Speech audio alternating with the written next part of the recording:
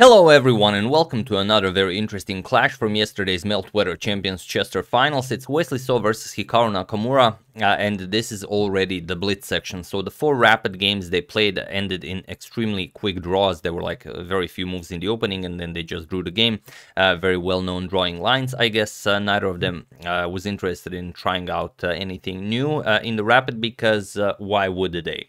And a lot of people are saying that that's no way to treat chess, that's no way to play, but the reality is that the players simply have too much on their plate nowadays. You finish one tournament, you have like 1 day to rest, and you have to prepare for a new tournament that features many new players that have different repertoires, and you really can't, constantly keep up with the demand of honing in your skills in new openings. So that's why I think it's not that weird that players would just say, okay, we're not going to play the 4 rapid games, let's just end this in a Blitz tiebreak. Imagine if you had 20 games, and then if the 20 games ended in a draw, you would have two Blitz tiebreaks. Of course, some players would also do that and go straight into the Blitz tiebreaks.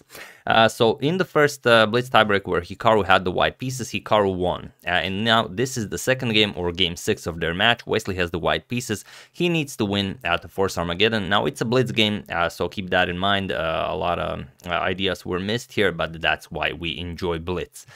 Some would say that, not some, but that analyzing Blitz is stupid, but, it's the positions that we're interested in, so that's why we do it. So let's check it out. It's quite the game. Wesley with the white pieces opens with e4. We have e5 by Hikaru, knight to f3, knight to c6, and now d4, going for the Scotch.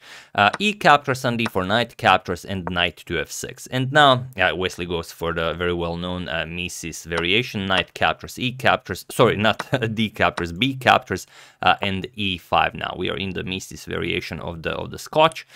Queen to E7 now, pinning the pawn, so you can't really capture the knight, and the white defends the pawn with queen to E2 interposing, and now ready to capture the knight on F6. We have knight to D5, and here usually what players go for is just C4, knight B6, let's say B3, develop the bishop on this long diagonal.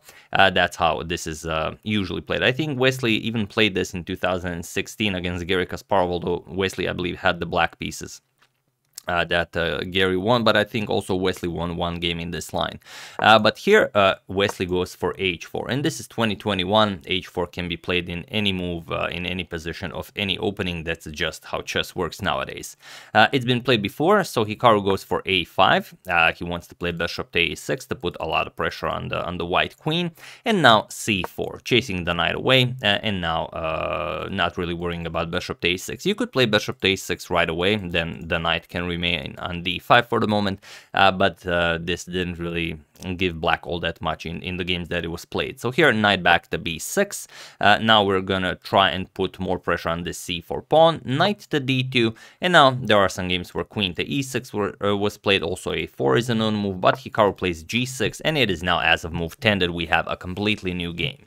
So Wesley continues with h5. If this bishop is fianchetto to g7, maybe you can further harass it with h6, but not right away. So Hikaru goes for bishop to g7. There's the problem of the e5 pawn hanging, so you have to defend that, and Wesley has to decide how to do it. He could play something like f4, but then the king side is wide open, the queen side is wide open. Where are you castling with your king? Now this can be played, but Wesley decides to go for a more adventurous idea, knight to f3. And now Hikaru says, all right, if you don't want to castle, you're definitely not castling. He plays queen to b4 with check. And now the problem is, if bishop to d2, we're going to capture on b2, and this is now a completely crazy position that it's not bad for white. White can sacrifice this pawn for activity, but if you don't have this prepared, maybe going for this in a Blitz game against Hikaru, who is a very, very fast and very, very good chess player, maybe not the greatest of ideas. So Wesley just plays king to d1, and now Hikaru goes for bishop to a6. Now attacking this c4 pawn 3 times, but it's not a problem, just b3, and we really don't care. It seems like black is really going after white, but if you look at it, the bishop and knight here are never entering the game, so we're not really worried about that. The bishop is also just attacking that e5 pawn, nothing really happening there. So the only attacker Hikaru has for the moment is this queen on b4, and that's nothing to worry about. So here we have castles queenside, also very adventurous. Castle and kingside would be a bit safer, but Hikaru wants to open up the position here as Wesley's king is still in the center of the board. So h6, we want to disconnect Hikaru's rooks, bishop to f8, and now knight to g5, going after this f7 pawn. Like I said, this is a blitz game, so of course you can't find everything over the board, but I will just show one line that's incredibly pleasant, and that is queen to d3. Now, this is really weird to play. If black has a rook here, he's ready to open up the d file. You do not want your queen and king occupying the d file, but here it just works, because if d6 here, now we play a3 and we trap black's queen. So that's very unfortunate. Queen to c5, bishop e3, and the queen is lost. Of course, we also have to give up our own queen, but we're going to grab the exchange. For example, d captures on e5. We're going to grab the rook with check, king captures, and now we're going to capture black queen on c5. Bishop captures, and now let's say knight captures on e5. We won material. We feel great. We're attacking f7. We're gonna win more material, or c6. We're gonna win that. So white is just much better here. And still, this bishop and knight really don't have a way of entering the game in any reasonable way. Okay, you can play knight to d7 then, but for the bishop, it's gonna be a bit harder. You still need a few moves. So instead, after bishop to f8, we have knight to g5, and now the f7 pawn is hanging, queen to e7 by Hikaru, and now rook to h3. Now Wesley has more pressure here along the third rank, and well, it's just a very useful move. We have d5 by Hikaru, not going for d6. If you go for d6 right away, then we can capture this, and as the queens are staring at each other, it's not really a problem. If queen captures on d6, now we're just going to move the king, and we don't really care. The bishop is coming to b2, rook is coming to d1, this rook is coming to d3, white is perfectly fine here. So Hikaru played the d5, and now e captures on d6 en passant. Now you could capture with the rook, but like we said, king to c2, and the white is perfectly fine here. So queen to d7, Hikaru doesn't want to trade queens. The white king is still in the center of the board, so we want to keep as many attacking opportunities alive as possible. And king to c2 now. We have bishop captures on d6 by Hikaru, and now rook to d3. Now the bishop cannot move. We have rook h to e8, attacking Wesley's queen, and queen to f3 now. And here the f7 pawn is attacked twice. So Hikaru plays f5. Now this threat is gone, and also the queen now guards the h7 pawn. It would be extremely dangerous if Hikaru allowed this knight to capture this. Then Wesley gets a beautiful pass pawn here, and the game would probably be over very quickly. And now Wesley plays bishop to e3. You could also play bishop to b2 as planned and bring the other rook to d1, but Wesley plays bishop to e3 instead, with the ideas of maybe pushing this c5 pawn at some point. For the moment, it's not possible. The bishop is still kind of useful here on a6. But here, Wesley missed pretty much a winning move, that is bishop to f4. It's not clear right away why it's winning. It just is. What do you play here for black? There doesn't seem to be a move that black can play. To give you an example, if you try something like c5, and well, kind of makes sense. You want to bring the bishop over here. We are going to play rook a to d1. Now put even more pressure on the bishop here, and if bishop to b7 attacking the queen, we're going to play queen to g3, and now the pressure on d6 is just unbearable. So this is one way to go about it. Another way to tackle bishop to f4 is go for the tricky knight to d5 line. Like we said, if the pawn captures, the rook falls with check, but you don't really care about this. We're still going to capture the knight, and then after bishop captures on f4, queen captures, now we capture the rook with check. Bishop captures, queen captures on d5, but now rook a to d1, and it's a pretty crazy position, but it is better for white. There's really no way for black to force anything. You still have the weak pawn here. Black's king is weak, and it's just a better position for white. However, this is a blitz game. Let's not forget that. Wesley played bishop to e3, and now Hikaru plays c5, just trying to prevent any c5 future from white, moves from white in the future, and preparing bishop to b7. And now Wesley played bishop to e2, and this is not the way to go about it. You could also maybe play bishop captures on c5, but then bishop to b7, and it's still very, very unclear as to what is happening here. But okay, after c5, Wesley played bishop to e2, and now Hikaru plays queen to e7.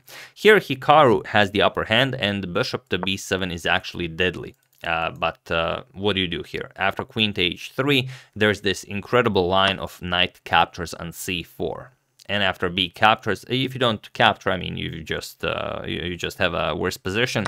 But to give you an idea of what is happening, we're going to deliver queen to a4 check, go after this pawn, and after rook to b3, we can even play bishop to f4. And black is completely dominating the position. If the bishop captures, then this bishop falls with check. We're threatening queen captures here. Bishop is also coming to e4. But even if something like bishop to f1, we can still just play rook captures on e3. We remove the defender of the knight here, and once the pawn is captured, we pick up the knight here, and there's really no good way to continue this with white. If bishop to d3, we still play bishop to e4, we don't care. If bishop captures, we're gonna capture with the queen. King b2, queen captures here, and now it's just completely winning for black. Too many ideas here.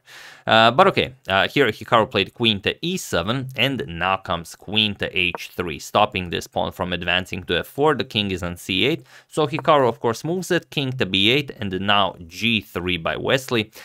This was probably the moment where f4 has to be played, but it's such an ugly move. You like your bishop here defended by the f2 pawn. You do not want to have your queen and rook defending this bishop, and of course the bishop still can't move because this bishop is hanging here. But Wesley played the g3, kind of stopping f4, but now bishop to c8. Hikaru prepares f4 because now f4 comes with an attack on the bishop and the queen. And now last moment for Wesley to play this f4 move. The rook still guards the bishop, so white could still hang on here, but he played queen to h1, and now of course the position is completely winning for Hikaru, but you still have to be very careful. So feel free to pause the video and win this game, end the match for Hikaru while I give you a couple of seconds.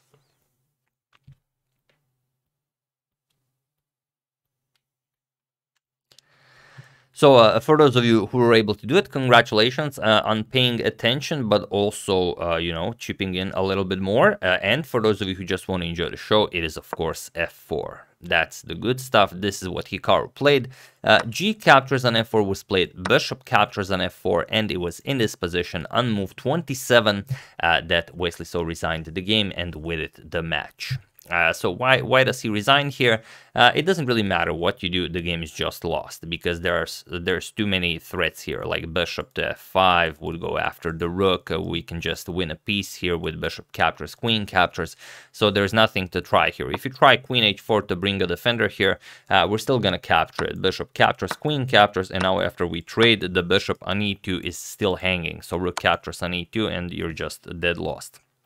And on the other hand, after bishop captures on f4, you might try, let's say, rook captures on d8, but it still doesn't matter. Queen captures on d8, we're still threatening to pick up the knight, and if knight to f3, let's say, then we go for bishop to f5 check.